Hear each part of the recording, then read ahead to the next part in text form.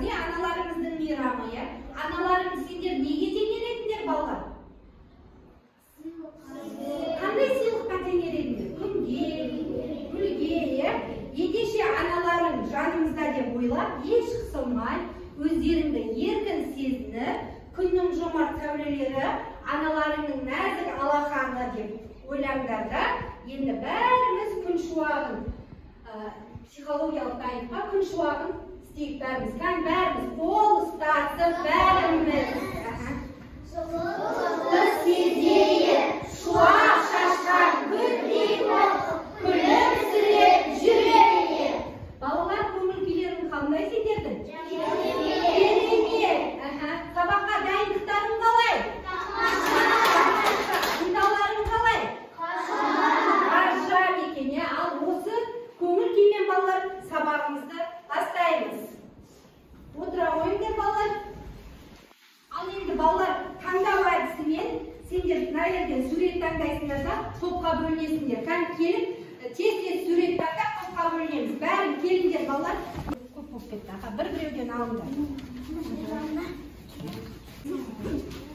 Топқа келіңдер. Кім алма алды? Мына топқа келеміз. Алма алған балалар мына топқа келеміз. Ал енді лимон алған балалар мына топқа келеміз. Бұрыш алған балалар мына топқа келеміз. Бұрыш алған балалар мына топқа келеміз. Бөлдік па балалар? Ал енді балалар, сендерге мен таңдау әдісімен топқа бөлінді. Алма, бұрыш, лимон бол. Енді балалар, осы сендер бөлінген заттарымен осының дәмі, түсі, түрі, салмағы, көлемі қандай? Соны сендер балалар жазасыңдар. Тез-тез жазамыз кәні. Яғни әр затқа, әр топқа зат қойылды ғой. Сол затқа жан-жақты сипаттама бересіңдер. Ортақ тізімін жасайсыңдар. Кәні балалар, лимонның дәмі қандай мысал үшін? Осының астына жазыңдар. Дәмі қандай?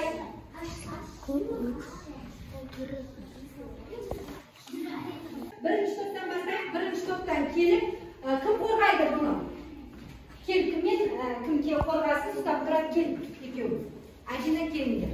Ал бері қараймыз, балалар, бұлар алманың түрін, түсін, көлемін айтады. Айта ғой Әдина, мәр болуға. Алманың дәмі тәтті болады. Алманың түсі көп болады. Алманың түрі домалақ болады, салмағы ауыр. Көлемі үлкен болады. Балалар жақсы, жарайсыңдар. Бәрі дұрыс па балалар? Ал енді келесі екінші топ лимонды қорғайды. Жалғаспен кім келсін? Аярым келсін. Кел жалғас. Жалғас ұстап тұрады. Аяру айтады. Бұл лимон, оның дәмі қышқылы болады, түрі сопақ болады. Ал салмағы ауыр болады, көлемі де сопақ, түсі сары болады. Жарайсыңдар балалар, дұрыс қорғаған ба? Ал енді бұрышқа ұлжамен айту кім келсін? Кел.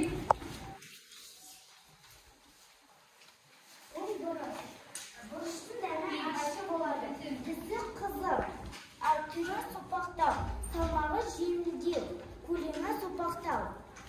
Жарайсыңдар балалар, бұл топта дұрыс қорғаған балалар, кәні бәрімізге бір шапалақ жарайсыңдар. Тапсырманы дұрыс орындадыңдар үш топта.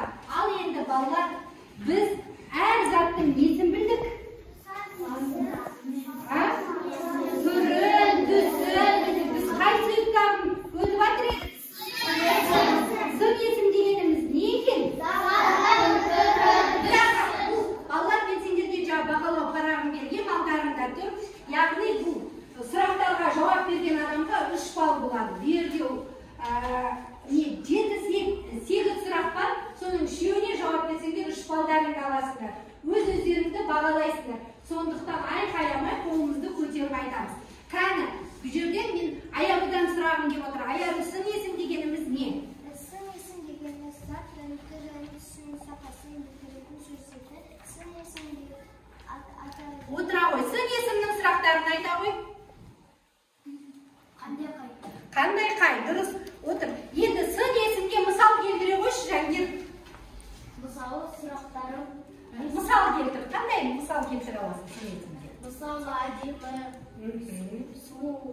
Tағы да кім келтіреді осы топтан? Мысал, келтіре қойшы аяғын.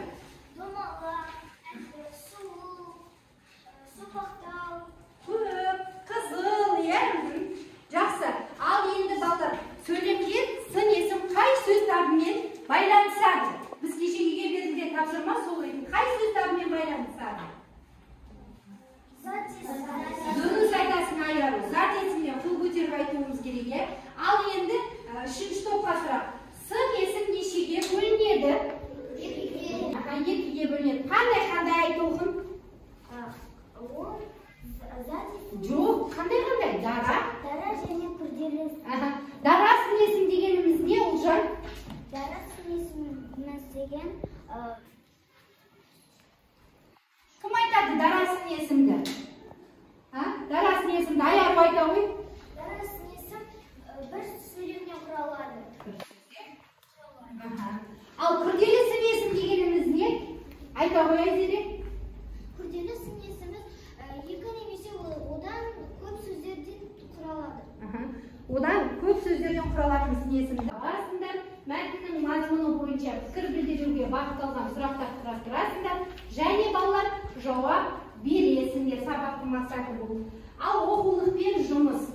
Ашамыз оқулығымызды балалар. Оқулықтың 65-ші бетін ашыңдар. 56-шы жаттығу мәтінді тыңда, атан түйе шөккен жер. Ал бері қараймыз балалар бәріміз атан түйе шөккен жер. Жасы 80-ге тақылған кезінде Райымбек батыр еліне мені ала тұрған ақ атанға мінгізіп, көштің басын хан тәңірге бұрыңдар. Ақ атан шөккен жерге елді қоныстандырыңдар депті. Бәрі қарт батыр айтқандай болады. Ел көшін тауға қарай бұрады. Көш қазіргі Алматы қаласы Райымбек даңғылы бойындағы орталық зират орналасқан жерге жетіп тоқтайды. Сол араға атан түйе де шөгеді. Ел осы араға қоныстанады. Көп ұзамай Райымбек батыр дүние салады. Батырдың зираты да сол жерге орнайды. Бабамнан саған не қалған кітабынан? Ал енді балалар, мәтінде тапсырма бар. Мәтін неліктен атан түйе шөккен жер деп аталған? Мәтіннен сын есімдерді табыңдар деген. Ал балалар, бұның дескрипторы мәтін неліктен атан түйе шөккен жер деп аталғанын айтасыңдар. Мәтіннен сын есімдерді табасыңдар. Осы екі дескрипторды орындаған бала өзіне бағалау парағына бал қояды. Ал балалар, мәтін неліктен атан түйе шөккен жер деп аталды? Кім айтады? Айта ғой. Өйткені Райымбек батырдың және оның елі ақтан шөккен жерге қоныстанады. Сол жерде Райымбек батыр дүниеге келген. Дүниеден өтеді, дүниеден азып жерленеді. Дүниеден өтіп, сөйерде жерленеді дейді. Дұрыс. Тағы кім айтады, балалар? Аяғы сен не айтар едің? Асылхан сен не айтар едің? Не үшін атан түйе шөккен жер деп аталды мәтін? Боларды айта ғой, Айзере. Өйткені бұяқта жасы 80-ге тақалған кезінде Райымбек Алматы Райымбек қаласына қоныстаныңдар деп айтады. Бәрі қарт айтқандай болады. Сондықтан ол атан түйе шөккен жер деп айтады. Тағы да кім айтады? Қарт болады. Қарт болады. Ал ақ атанға сұрақ қояқшы. Қандай? Қандай атан? Ақ атан. Қарт дегенде сұрақ қояйық қаны? Қойған. Кім болып кете ма? Қандай? Қарт батыр. Қандай батыр? Қарт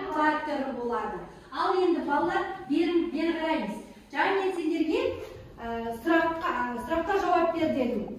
Екі оқушы дұрыс жауап берді. Өйткені Райымбек батырдың және оның елі ақ атан шөккен жерде қоныстанды.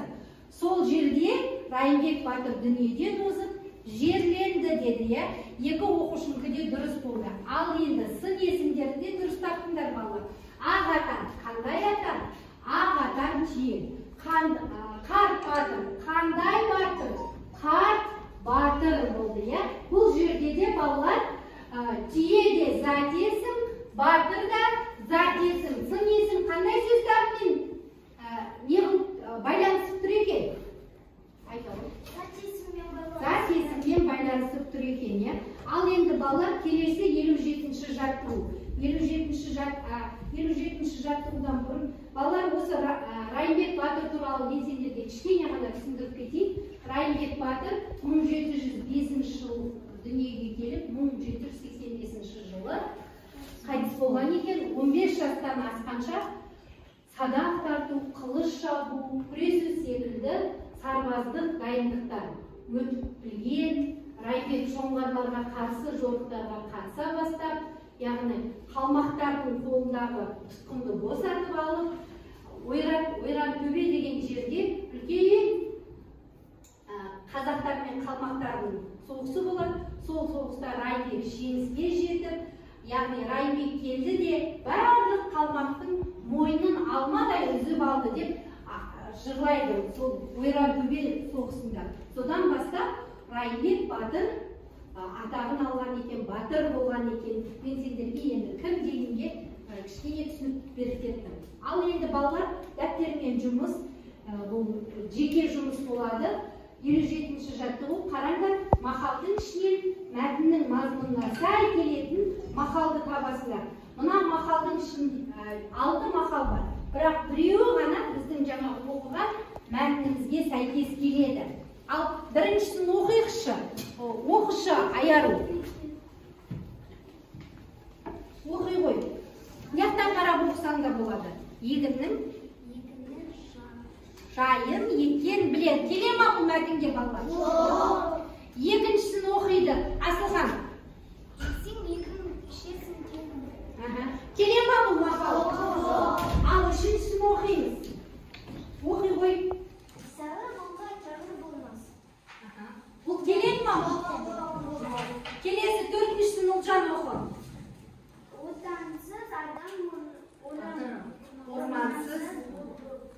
Отансыз адам ормансыз. Келе ма бұл? Ал енді келесін кім оқи қой? Ана. Айлалы батыр алдырмас. Бұл ше? Неге солай ойлапты балалар келеді деп? Өйткені біздің мәтініміз қандай мәтін еді? Қай батыр жайлы еді балалар? Райымбек батыр жайлы еді. Ал 6-шы мақалды оқиды. Кім оқысыншы? Жәнібек оқысыншы. Мен қатты болса да татқаным тәтті болады. Тәтті болады. Бұл келмейді. Яғни біз дәптерге нені жазамыз балалар? 5-ші нені жазамыз? Жазыңдар дәптерге.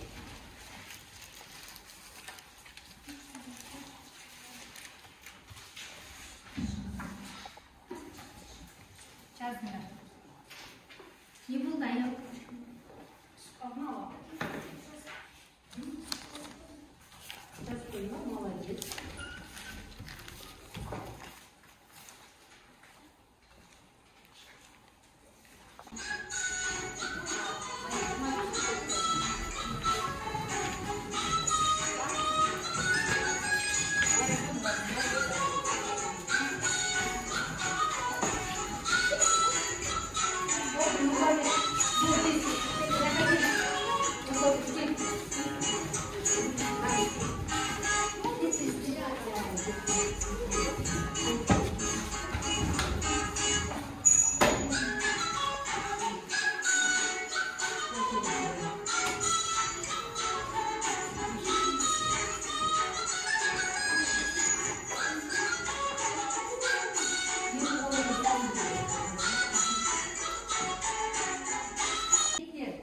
Жағымды және жағымсыз қасиеттерін адамның толтырамыз балалар.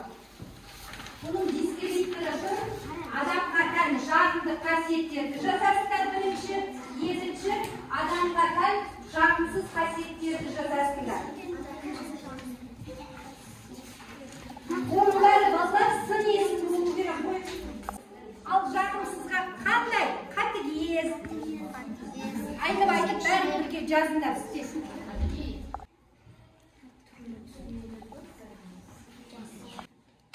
Жағымсызын айтылсын сен жазаға. Келіп, оны кім ұстайды? Келіп, кім екеуің шыңда?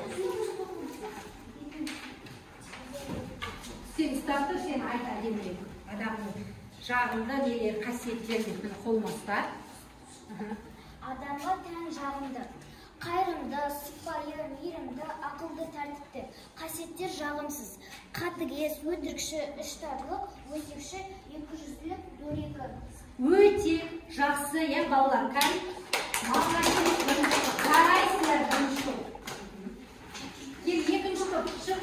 Жангелмен жайнағын шықсын, Жангелмен жайнағын шықсын.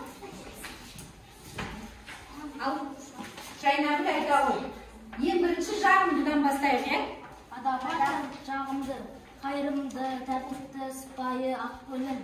Қасиеттер жағымсыз. Қатыгез, тәкаппар, екіжүзді, өсекші. Өсекші. Негізі екеуін білу оқу керек, Жарайсыздар балалар. Ал келесі үшінші топқа Назым мен Айзере шықты.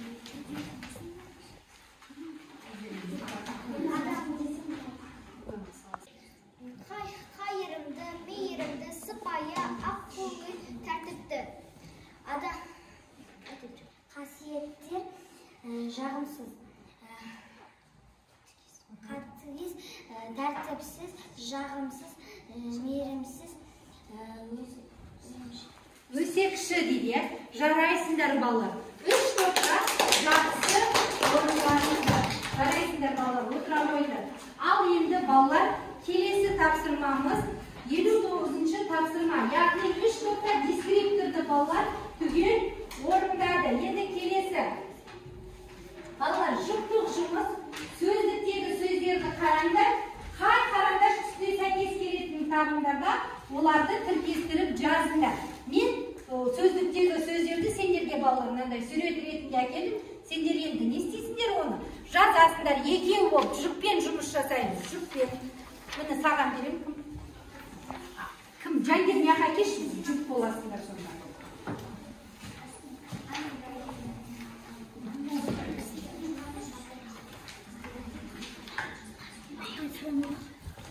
Ал жүктік жұмыс істеңдер. Жазыңдар, бастаңдар. Қоңыр аю.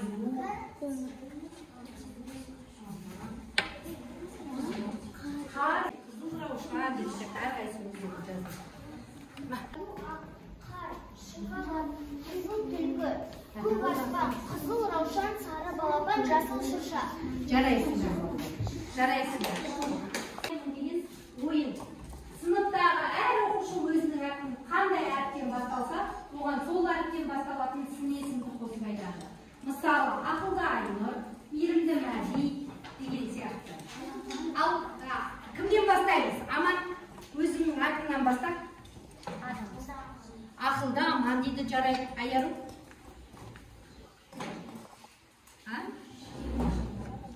Ау? Айтса енді дауыстап.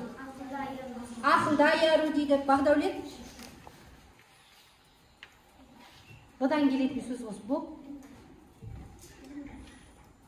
Келесі один айта берші. Ақкөңіл Адина. Айару? Ақылды Айару, бәрі ақылды. Жайнагүл? Жағымды Жайнагүл. Жалғас? Жақсы жалғас дейді. Кім один айтсы береді?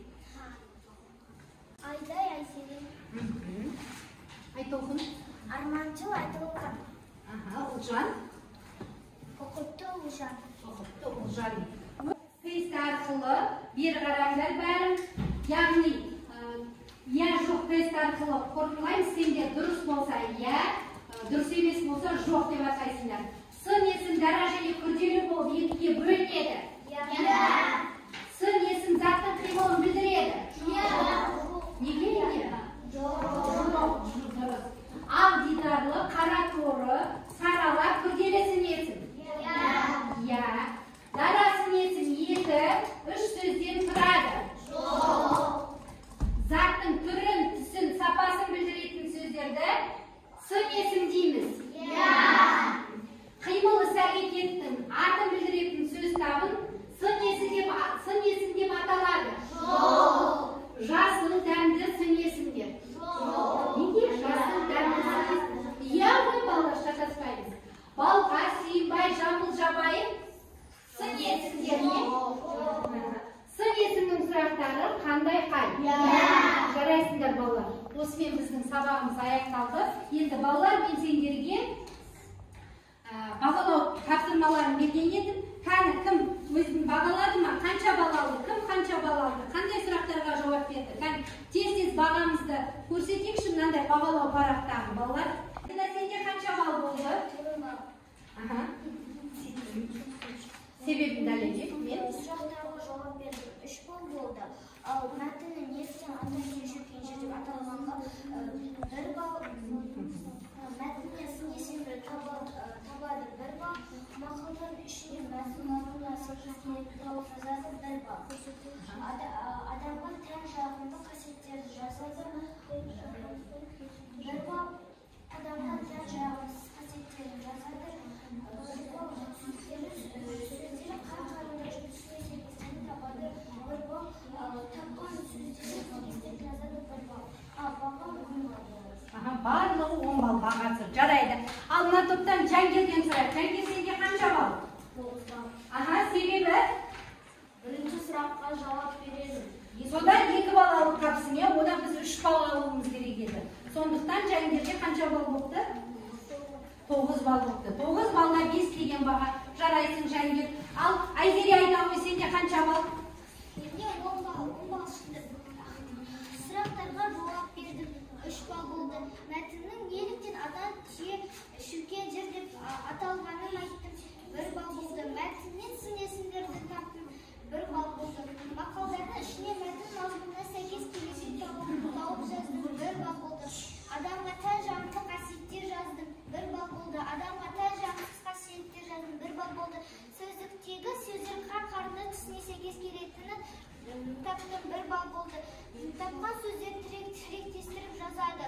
1 бал болды. Жарайсыңдар балалар. Ал жарайсың, өзін жақсы бағалапты.